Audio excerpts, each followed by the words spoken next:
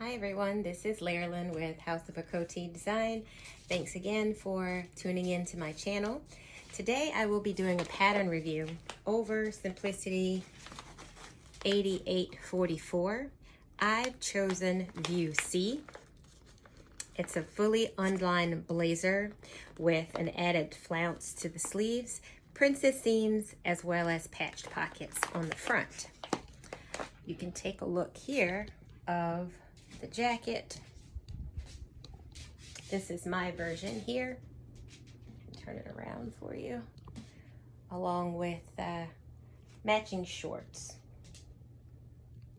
Okay, so once you've decided on the view of the pattern that you're going to actually use, you're going to need the following pieces for this project. You're going to need the front, the side front. You're going to need the pocket, the back piece, the side back. For View C, you also need the front facing, the back facing, the sleeve pattern. You'll also need the sleeve flounce as well. Now, here's a disclaimer. One thing that I chose to do with my particular pattern is once I laid all of those pieces out, I actually got a sheet of regular tissue paper or medical table paper. It is what I typically use. And I traced everything pretty much the same from the Simplicity pattern. So that would have been the front part, the side front part, the back piece, and the side back piece. You have to make sure you're choosing the correct piece, which is great about this pattern because it's specific to the bust sizes, okay? So you have B cup, A cup, B cup, I believe C cup. I think it goes all the way up to a double D cup, or maybe from a B cup to a double D cup. Sorry about that. Another change that I made to this pattern, instead of having that traditional straight tailored look, I opted for, you can follow me as I move closer here. If you look in the back, when I compress the waist, you see how I get that flare in the back? I wanted more of a flared look to the jacket. So what I did to achieve that, which will also slightly increase the waistline and the hip line with this pattern as well, I actually just slashed through from the bottom all the way up to the waistline, okay? However many inches, of course, that I thought I wanted that increase or the amount of flare to give me that look. I also made my own cami pattern. You can see underneath here. And the pattern also calls for, let me bring it a little closer to you again, I almost forgot. Because it's an unlined jacket, you want to make sure your inside seams are finished. So I actually did a Hong Kong finish to my seams, and hopefully you can kind of see that here. You can either use bias tape. I actually just use the same polyester lining, type material you may have lying around. Just did some bias strips and just sewed it down each side of my seam, right sides together, flip it around, stitch the sides to give you that nice, beautiful coverage to the internal seams of your jacket. So once you pull out your instructions to this pattern, Simplicity 8844, you want to make sure that you're going to interface piece 1, which is the front, to give it that nice, sturdy, tailored look to the front part of your jacket. You want to interface piece 6, which is also 6. It's also calling for 7. I'm sorry, that's for only for A and B. I actually chose to do View C. So let me go back to View C. I had to interface only piece 1, which is my front, and piece 13. So for my particular jacket, I went with the front piece number 13 that's specific to that cup size, okay? Now, going forward, since we've gotten through all of those additions that I've made or modifications, you want to make sure you're following your steps, okay? So once we've gotten through all of our sewing instructions, you're comfortable with what easing is, the edge finishing, stay stitching, under stitching, interfacing, and of course, what type of finishing you're going to do inside. whether it's your overlock or serge or the Hong Kong. And again, I chose that Hong Kong finish. Okay. So the first thing, it's done on the first sheet here with the instructions for view C. I went ahead and interfaced again, and then I pinned piece 1 to piece 2. Keep in mind when you're pinning these princess seams, they're like reverse curves. So you want to make sure you're easing those pieces in together so you don't get that weird puckering. You want those princess seams to sit really nice along the apex, you know, of the bust. I did notice on my particular jacket at the end, because of the Hong Kong finish, I actually used lining on the princess seams, which was fine. As I went to the side seams, I wanted to try something different, guys. Don't ask me why, I do it.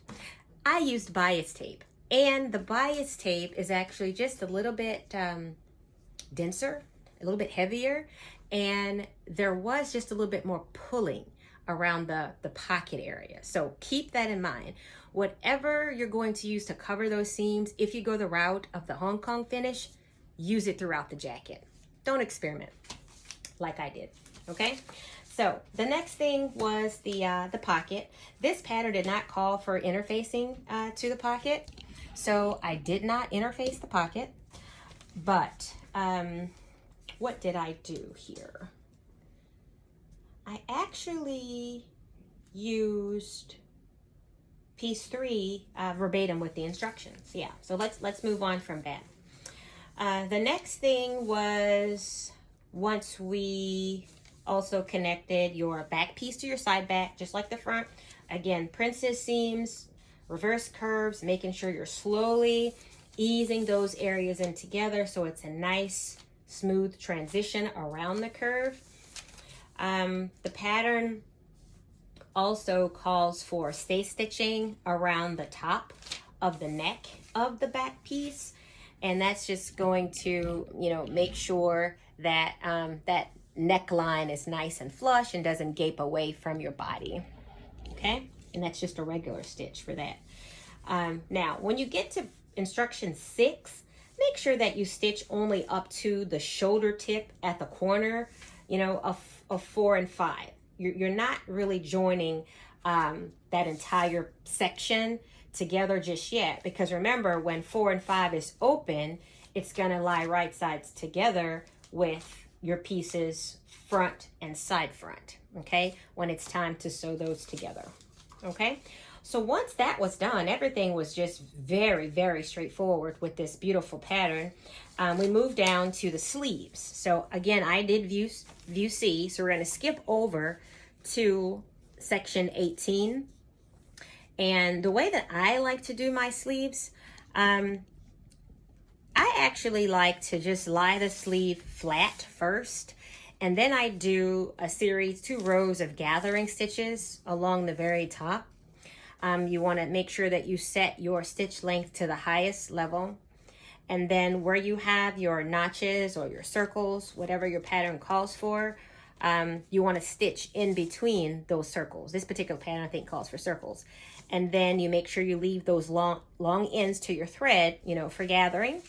And that way you can nicely fit that sleeve into your sleeve cap, okay? Fits nicely into the sleeve cap.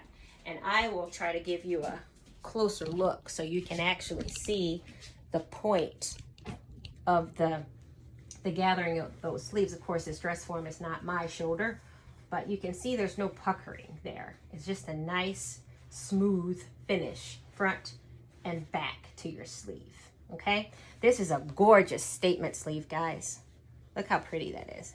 Make sure when you are doing your sleeve, don't skip on the understitching part here, okay? Because you want to make sure that that inside facing part of your sleeve does not, you know, show, does not roll over, basically, okay? Just a nice, beautiful flounce added to that sleeve, and beautiful sleeve cap finish there as well.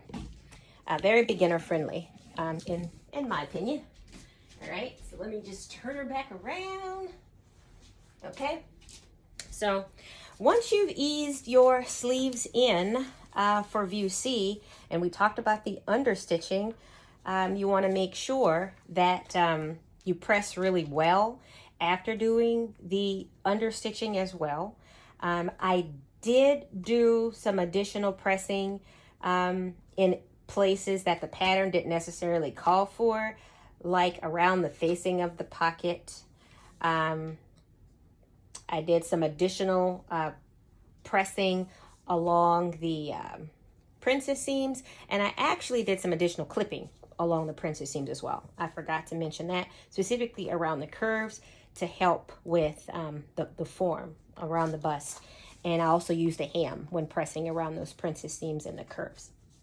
Okay, so the next thing for this pattern is once you have sewn your sleeve flounces, you should have 4 of those, and you're going to sew them, each set or each pair right sides, together. Those instructions are pretty straightforward there regarding the flounce. You want to make sure on step 22, it's showing you or explaining to you once you're sewing, you want to make sure that you clip those corners, at that diagonal to get those nice, smooth points, on your pocket so they don't look curved. You want nice squared, patch pockets. And then basically you're doing your set in, of your sleeve at this point for view B and view C. Then as we move forward, again, guys, this is such a straightforward pattern here. What is it saying here? Next, it was just to trim the seam allowances, along where you set your sleeves in. I actually also used some bias tape around that sleeve to kind of match the lining, for the Hong Kong finish on the other areas, just to kind of cover the exposed seams since it's not lined.